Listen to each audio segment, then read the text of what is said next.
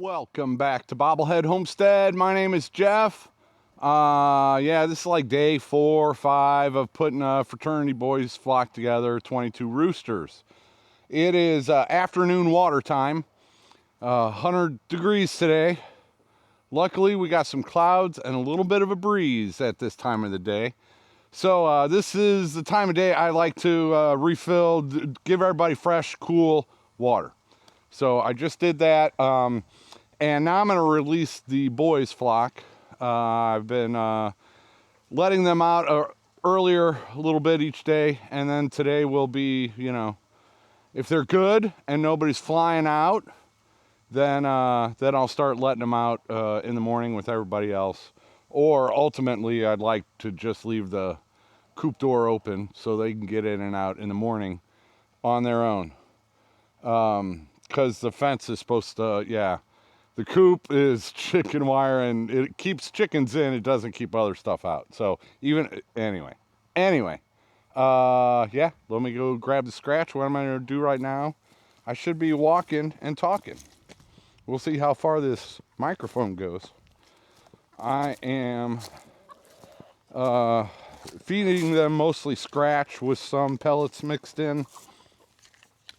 That way I can just spread it around everywhere and make them go hunt for it. Oh, and I can see they don't eat the millet.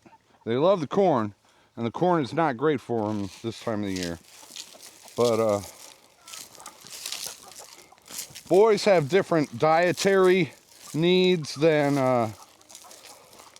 hens, because hens lay eggs and boys don't. So it's I'm not an expert. But you don't have to feed, if you've got an all boys flock, they don't need the same nutritional, don't have the same nutritional needs as hens do. Hens need like extra calcium, for example, to help them form their eggs. I'm gonna throw some out back behind here. You know, just get them used to foraging for their food. And the more they have to forage for their food, the less they will fight, in theory.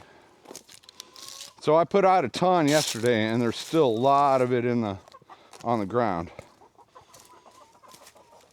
So, yep. All right, boys. There you go. About 22 roosters in here. And I put this latch on because they'll bump the door or try to fly up on it and it'll close and then they can't get back in at night. How are we doing on water? That's full. Good job. And I already checked those two. They're all full. Yeah. So this has been a success so far. Because I've done it many times, and these breeds are relatively calm. I know these breeds. I should have done it earlier. I should have done it a couple months ago, but it's turning out fine. And yeah. Now, one thing I've discovered, I'm going to give them a test today. And then if nobody gets out and we're all cool, I'm going to start moving the speckled Sussex flock next door. And one thing I did, there's like a dozen speckled Sussex boys in here that I picked out when I split that flock up. And I did that at night when they were all sitting on the roofs. So the main thing I was looking for was the colors. Did they have enough colors? Like, yeah, these three up here don't have a lot of white on them. So they're kind of sparse as far as the speckling goes. So that was my criteria, because that's, you know, without spending a lot of time holding them up. And anyway, that guy doesn't have a lot of colors, but he's got a good form to his body. And so I didn't check that. So now, once I move the speckled Sussex over here next door, I'm going to re-evaluate which of these roosters are going to go in. I can already tell. The tail angle is a big thing. If you're trying to breed them, there are standards. You know, speckled Sussex were recognized in like the 1880s. I don't know, something crazy like that. They've been around for 130, 140 years in America. So there are standards, and you don't want that tail angle going too high. You want a nice, nice slope to it. So some of the ones I picked out to keep, their tail angles are awful, but they've got a lot of speckles. This guy was smaller. He's kind of medium on the speckles, but he's got a nice tail angle. So that's why I want to keep these for a year. I want them to finish growing and to mature all the way. And then that's when a breeder will make their final determination on, you know, who's number one and who's number two, stuff like that. It's not just keeping extra roosters. For breeders, you are keeping them to evaluate them. And if you were to keep them in the main flock with all the hens, well, that ain't no good for anybody. The roosters will be fighting and the hens will be mad, and they'll be constantly trying to get away from each other and getting out of the fences, and yeah. So for breeders, you need a place to keep all your extra roosters while you are still evaluating them. So that's what I'm doing with these speckled Sussex. Is I made a first determination just to, you know, just to get started, and now I'll make a second one, and then as time goes on, I'll keep looking at them and figuring out if one of them's better. One of these in the boys flock is better than one of the ones I have with the girls. I cooled down for a little bit inside, and I might as well finish making a video at least. So I'm going to do a little garden update, not much to update, and I'm going to take some pictures of these zinnias, and I might as well just yap while I'm taking the pictures. So this is an iPhone 14. I finally had to upgrade because my banking app would no longer work on my older iPhone, so I had to get a newer one. Yeah.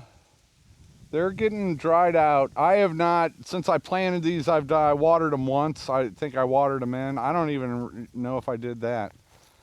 But they have just been going on their own. There's a butterfly over here. All right.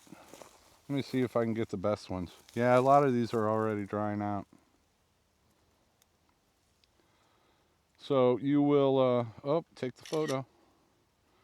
Should I do some videos of these two?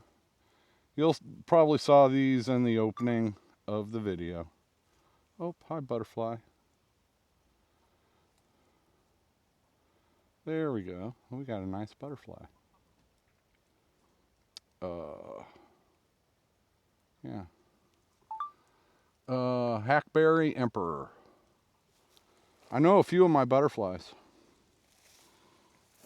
Another one over there. Or is that the same one? No, it's another one.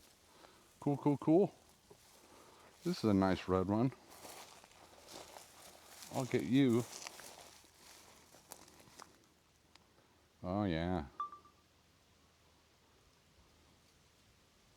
I'm just taking little video clips. All right, I do have sad news on the squash and the pumpkins and all the other stuff. Squash bugs, man. Squash bugs just took them out. And I figured that would probably happen. I did not put a lot of effort or expense or anything like that into it. So no big loss. Whee! All right. Yeah, nice little breeze, but it makes getting video hard of flowers. There we go. We'll see how that works. So yeah, squash bugs and get one of you too. Squash bugs wiped out them. Oh, and a butterfly lands on it right as I'm filming. Sometimes you get lucky. One thing about this camera though, or this phone camera, it does not have very good image stabilization, and I do not have very good arm control. So my arm stabilization doesn't always work out. This was, man, I should have gotten this one a few days ago. This thing was huge and beautiful a few days ago. Nice little orange one. Oh, the pink one above it's pretty nice too. And the beauty of these, I'll just let them go to seed and save seeds, and then I got free zinnia seeds for next year. And a lot of these are some really nice, big, full zinnias. These are some of the nicest zinnias varieties that I've grown. These two are nice. All right, yeah, I was talking about the gardening, and then so that was the pumpkins and squash, and there was spaghetti squash and crookneck squash and all kinds of squash. I also had the watermelons. Yeah, the watermelons. Raccoons or possums. There are claw marks in it. Here's a nice yellow one. I'm guessing raccoons got them, but yeah, I need fences and a dog or dogs. That would be nice. So there might be a couple watermelons that they haven't gotten to yet, but I'd imagine they will get to them soon enough. But yeah, you could see the claw marks on them. I'll probably go find one here in a second and take a picture of it. Yeah, a lot of these zinnias are drying out and reaching the end of their life cycle. One of the big watermelons is still getting there. It's got claw marks on it though, so I suspect they'll be back. Yeah, man, it's just been so hot. It's been 100 degrees every day. It's gonna be 100 degrees every day coming up for at least a week, maybe two. It is just, I've been tempted to climb in that skid steer a couple times, and I actually did it. I lasted for maybe 15, 20 minutes. I was smoothing out a little area where I want to move one of the flocks at. I had a big old pile of, debris that I wanted to get out of the way. And it's just too hot to be inside that thing. Yeah. So, yeah, then, if you think about it, people up in like, Canada, northern Minnesota, they've got snow on the ground for a month. A whole month, maybe 2 months, maybe 3 months. So they're, and it's below zero, not below freezing, below zero. So, they've got to kind of take a break. Well, here in Arkansas, it's, we'll have, I'll be outside in a t-shirt on Christmas Day. I've got video to prove it. So our winters here is prime time to get a lot of work done. Whereas up north, you can't get anything done in the middle of the winter. But the flip side of that is here in Arkansas, when it's 100 degrees and humid and, just horrible, well, that's when we take our breaks. We have to hibernate a little bit in the heat of the summer, but then we've got more workable days in the winter. So that's just what this is going to be for the next, for the past couple weeks and at least 2 more weeks coming up. It's just too hot for me. I mean, other people can do it, but I can't do it. It's just, it wears me out so fast. So, I can't put in a ton of effort. I just can't. I'll be wore out lickety split. Anyway, enough whining and complaining. I'm getting enough done. I'm about ready to move the speckled Sussex flock. I think that's going well. So that's going to be over 30 chickens. I'm going to be shuffling from one flock to another. And then that'll be empty. And that'll be done after dark. Something else I figured I can do after dark. I got those 2 brand new picnic tables, and they need to be stained. So I could probably stain those after dark when it's cooler. That's, yeah. So that might be a couple things I do here in the next week. Getting stuff done after dark that needs to be done. And yeah, I got to figure out, I've got 7 hoop coops I need to be moved, and then all my flock sorted out, and I kind of need that done as soon as possible. A lot of these hoop coops are old, and like one of them, the entire base is just rotted out. So they've, So it's either repair them or, I don't know. I haven't figured out exactly what I'm going to do on that front, but I'm going to have to figure that out pretty soon, because I got my first eggs from black copper Marans and white and true blues. I've gotten 2 eggs, 2 blue eggs and 2 brown eggs. I'll do a video on that later.